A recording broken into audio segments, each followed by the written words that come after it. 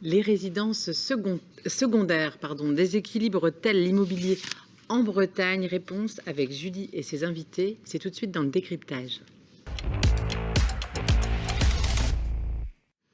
Se loger n'est pas secondaire et l'excès de résidences secondaires nuit gravement à la vie locale. Voilà quelques-uns des slogans lancés par l'UDB, l'Union démocratique bretonne. Le parti a intégré un collectif rassemblant avec une quinzaine d'autres associations et de partis politiques bretons. Ce collectif lance une campagne pour le droit au logement pour tous en Bretagne et il se mobilise ce week-end. Alors quelle est la situation? Quelles sont les propositions? Pour en parler, deux invités. Neil Kawissin, bonjour. Bonjour. Et vous êtes conseiller régional et membre de ce collectif, et Nicolas Bégoc, bonjour. Bonjour. Vous êtes directeur d'une agence immobilière à Brest. Merci à tous les deux d'être avec nous. Neil Kawissin, vous faites donc partie de l'UDB, l'Union démocratique bretonne, l'un des partis à l'origine de ce collectif. On y retrouve entre autres Dispar ou Droit à la ville Douarnenez ou encore UCL Rennes. Pourquoi est-ce que vous avez décidé d'agir sur ce sujet aujourd'hui? Alors parce qu'il y a une urgence sociale, parce qu'avec ces hausses des prix, ces pénuries de biens, on a des gens qui sont en grave difficulté, qui doivent accepter un peu n'importe quoi, qui doivent s'éloigner beaucoup de leur lieu de travail. Des difficultés d'accession à la propriété pour des Bretons. Oui, ça que pas vous seulement dites. la propriété, puisque ça rejaillit sur la location également, des difficultés de logement en général. On est bien sur les deux, à la fois la question de la propriété et celle de la location. Et la question est plus difficile qu'elle ne l'était il y a encore quelques mois, quelques années, vous trouvez? En tout cas, c'est ce que vous Plus dénoncez. difficile qu'il y a un an, c'est certain. Il est évident que les prix ont beaucoup augmenté depuis un an et demi. J'ai pas le nombre de mois exact, mais avant, on avait des difficultés qui étaient, on avait des difficultés qui étaient localisées sur certains secteurs littoraux, dans quelques grandes villes, plus des problèmes de mal logement qui, hélas, existent depuis longtemps. Mais là, c'est un problème qui s'étend et qui s'aggrave. Alors Nicolas Bégoc, depuis quelques mois et la crise de la Covid-19, on parle effectivement de boom immobilier. Beaucoup de ventes, peu de biens. Selon une étude des notaires, le prix de vente médian d'un bien à Brest aurait augmenté de 16,7%. C'est la plus forte hausse en France. Quelle est la réalité sur ce sujet? Il y a vraiment un boom? Il y a un boom. Il n'y a pas peu de biens, puisqu'il n'y aura jamais eu autant de ventes en France que sur les 12 derniers mois lycée. Donc peu de biens à la disponibilité. Par contre, on n'a pas de stock. C'est-à-dire qu'aujourd'hui, un bien qui arrive sur le marché, s'il est positionné correctement au prix, il va trouver un acquéreur très rapidement parce qu'il y en a vraiment beaucoup d'acheteurs et c'est lié notamment aux taux bancaires qui sont très bas. Ouais. Neil Kawissin dit que ça s'est localisé sur toute la région. Est-ce qu'on met la faute sur l'arrivée des Parisiens, entre guillemets? C'est ça? Il y a quand même... Je pense qu'il y a deux lectures. Il y a une lecture bretonne au sens large, avec notamment le Morbihan, les Côtes d'Armor qui sont plus proches de Paris. Pour venir à Brest, ça se mérite. On est presque entre 3h30 et 4h. Donc à Brest et dans le bassin brestois, on n'a pas vu d'arrivée de Parisiens. On dit les Parisiens, mais c'est qui finalement les acheteurs? Ça reste quand même des citadins qui s'éloignent un peu de la ville. Dans le bassin brestois, ce sont des citadins qui achètent une deuxième maison. Sur la côte. Ce sont des Brestois qui achètent par exemple au Conquet, au Port-Spoder et autres. Sur les autres bassins du type Quiberon, etc., c'est le même cas. Des gens du centre-Bretagne qui ont un peu d'argent, qui vont acheter à Quiberon, etc. En résidence secondaire. En résidence secondaire, qui viennent le week-end et autres. Et on a eu l'afflux malgré tout de Parisiens qui décident de venir changer d'air et faire du semi-travail avec une partie de télétravail, une partie 2 jours à Paris par exemple. Et justement, les résidences secondaires, c'est un des aspects ciblés par le collectif. Et j'ai quelques chiffres pour vous sur ce sujet. Selon les données de l'INSEE, en 2018, il y aurait 285 000 logements en résidence secondaire ou occasionnelle en Bretagne, soit 13% du parc immobilier. C'est le 4e taux le plus élevé en France. Et plus de 20% des logements sur le littoral breton sont des résidences secondaires. C'est 6% dans les terres, presque 80% de résidences secondaires à Arzon, sur cette commune. Nicolas Bégoc, ça représente quoi, vous, les maisons secondaires, dans ce que vous vendez?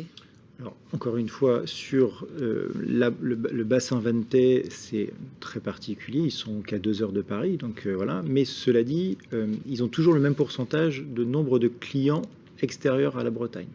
La différence de ces clients-là aujourd'hui, c'est que ces clients-là arrivent avec du cash et que, en fait, ce ne soient pas les acquéreurs qui ont fait monter les prix, mais ce sont les vendeurs qui se sont rendus compte que il y avait des gens qui arrivaient avec beaucoup d'argent en cash, qui n'avaient pas besoin de faire de prêt, et le prix a monté comme ça. Et c'est vrai que du coup, pour les locaux, ça devient un peu problématique. Face à ce sujet, Neil Kawissin, vous aviez une proposition, c'était le statut de résident aussi en Bretagne, mais quand on entend que c'est des Bretons finalement qui achètent aussi des résidences secondaires, est-ce qu'il va être bien adapté ce statut? Et puis si vous pouviez juste nous le réexpliquer rapidement, Oui, ce alors, statut de résident en effectivement, Bretagne. c'est très intéressant de le présenter après l'éclairage qu'on vient d'avoir, parce que c'est pas pour les Bretons contre les autres. Et, Vous l'expliquez dans ce manifeste, voilà. on le rappelle, qui a été Et publié. il y a quelque temps. c'est pas les Bretons contre les Parisiens ou je ne sais quoi. Ce serait plutôt localisé par pays, c'est-à-dire par exemple sur le Trégor ou sur la côte Vantes, parce que peut-être qu'il n'y en a pas besoin partout, ça peut se discuter en tout cas. Et puis si on le faisait à l'échelle de toute la Bretagne, ça n'empêcherait pas, on a le cas de Brestois, de Nantais, voilà, d'avoir des résidences secondaires un peu partout sur le littoral. Donc l'idée c'est d'avoir quelque chose d'un peu plus réduit pour être plus efficace. Par ailleurs, le principe bien sûr, c'est de réserver dans certaines zones l'achat d'un logement aux personnes qui y habitent depuis au moins un an, quelle que soit leur origine. C'est pas les gens qui sont nés là ou quoi que ce soit de ce genre. Mais avec cette règle-là, ce qu'on peut espérer, c'est que la grande majorité de la demande en résidence secondaire sera coupée, puisqu'on imagine mal les futures résidences secondaires vont y vivre un an sur place uniquement pour acheter. Par contre, les gens qui arrivent pour vivre sur le territoire, au bout d'un an en location, pourront accéder au marché immobilier. Donc c'est pas quelque chose qui sert à faire barrage aux gens qui viennent s'installer, c'est plutôt prioriser le logement à l'année par rapport aux résidences secondaires. Et ce n'est pas la seule proposition qu'on défend. Une des autres propositions, c'est que vous voulez que la Bretagne soit déclarée comme zone tendue, c'est-à-dire une zone où les prix et les loyers sont considérés comme élevés, ce qui permettrait d'encadrer les loyers, de mettre une taxe sur les logements vacants et de majorer la taxe d'habitation. On peut vraiment considérer la Bretagne comme une zone tendue? Peut-être Nicolas Bécoq, rapidement sur les chiffres. La Bretagne est trop grande pour le faire à l'échelle bretonne, et c'est ce que vous venez de dire. Mais c'est vrai que je prends toujours l'exemple du bassin Ventais, le golfe du Morbihan, qui se rapproche parfois sur certaines zones des prix parisiens. Brest est quand même toujours une des villes les moins chères de France, malgré l'augmentation. Donc il y a des fortes disparités sur la totalité du territoire. Et c'est pas moyen de faire fuir les investisseurs aussi, peut-être, cette zone tendue? Non, je pense pas. Là où ça a été mis en place, on constate pas, je crois pas, un effondrement de l'investissement immobilier.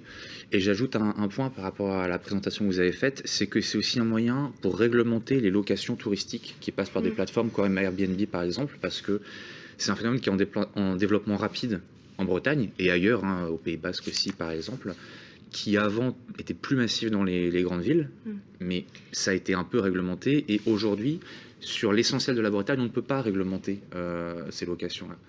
Alors on a la ville de Saint-Malo qui a obtenu le pouvoir de le faire.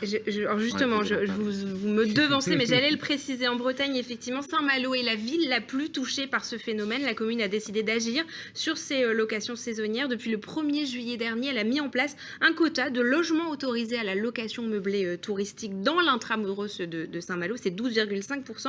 Et chaque propriétaire ne peut louer qu'un seul logement. Est-ce que ça veut dire aussi que vous avez l'impression que votre lobbying depuis quelques mois sur le logement en Bretagne, avec la sortie de ce manifeste, avec ce collectif, commence à porter au niveau politique? Alors là, dans le cas de Saint-Malo, il faut rendre à César ce qui est à César. C'est pas moi qui suis en cause, mais il y a un collectif qui s'appelle Saint-Malo J'y vis, j'y reste, qui fait un gros travail là-dessus depuis longtemps. Et je pense que la ville de Saint-Malo est consciente du problème. Donc là, je ne crois pas que ce soit spécialement mon livre qui ait fait bouger les lignes. Par contre, c'est vrai que la proposition crée du débat, effectivement. Ouais. Et voilà, ce collectif sur la table, en tout cas, vous avez l'impression qu'on contribue à faire monter cette question-là, justement. Ouais, c'est plutôt dans l'autre sens que ça s'est fait. C'est plutôt l'expérience Malouine qui nous a inspiré dans le collectif pour défendre le fait d'étendre cette possibilité de régulation à d'autres communes en Bretagne. Est-ce que, pour finir, Nicolas Bécoq, ça va se retasser le marché immobilier là ou... Si j'avais une boule de cristal. Mince. S'entendait un scoop immobilier. Aujourd'hui, les gens, avant le Covid, pendant le Covid, on dit que ça allait s'écrouler, que les prix allaient baisser, que ça allait être de la catastrophe. Ça a été totalement l'inverse. Donc, on ne peut pas prévoir. Le comportement des établissements bancaires vont être pour beaucoup dans les futurs mois. Donc, aujourd'hui, c'est eux qui ont la clé du marché. On en reparlera alors. Merci beaucoup, en tout cas, à tous les deux pour ces précisions. Nicolas Kawissin, je rappelle votre campagne pour un droit au logement en Bretagne avec votre collectif. Manifestation ce samedi à Guingamp, Saint-Malo, Roscoff, Belle-Île-en-Mer et Huelgoët, et dimanche à Guérande et Trégastel. Et un dossier dans le Télégramme à retrouver dès demain. Merci beaucoup à tous les deux.